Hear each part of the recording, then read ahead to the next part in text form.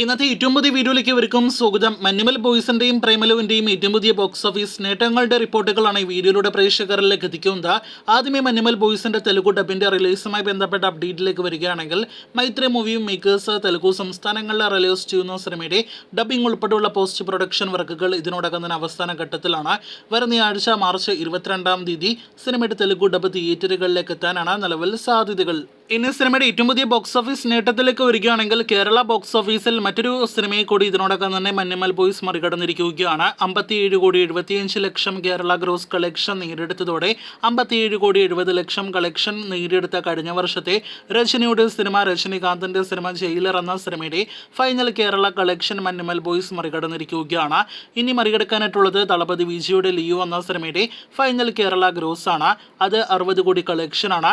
അതെന്തായാലും ഈ വരുന്ന ഞായറാഴ്ചയോടെ, അതായത് ഇന്നത്തെയും നാളത്തെയും കളക്ഷൻ വരുമ്പോൾ മറികടക്കുമെന്ന് ഉറപ്പാക്കപ്പെട്ടിരിക്കുകയാണ്.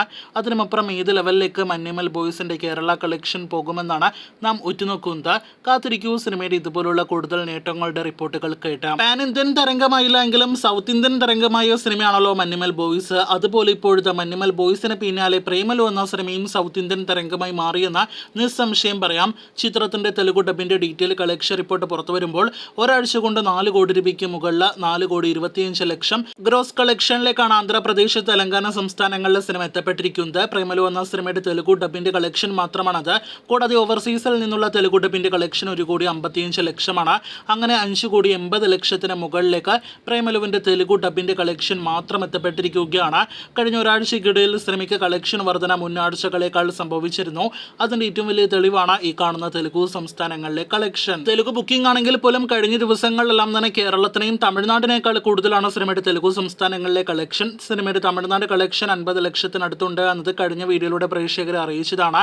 ഇന്നും നാളെയും വമ്പൻ തെലുഗു കളക്ഷൻ പ്രതീക്ഷിക്കുന്ന സിനിമയ്ക്ക് ഇനിയും വമ്പൻ കുതിപ്പാണ് നാം വേൾഡ് വൈഡ് കളക്ഷനിലാകെ പ്രതീക്ഷിക്കുന്നത്. കാത്തിരിക്കൂ സിനിമകളുടെ അടുത്ത ബോക്സ് ഓഫീസ് കളക്ഷൻ റിപ്പോർട്ട്. വാർത്തകൾ കേട്ടാം.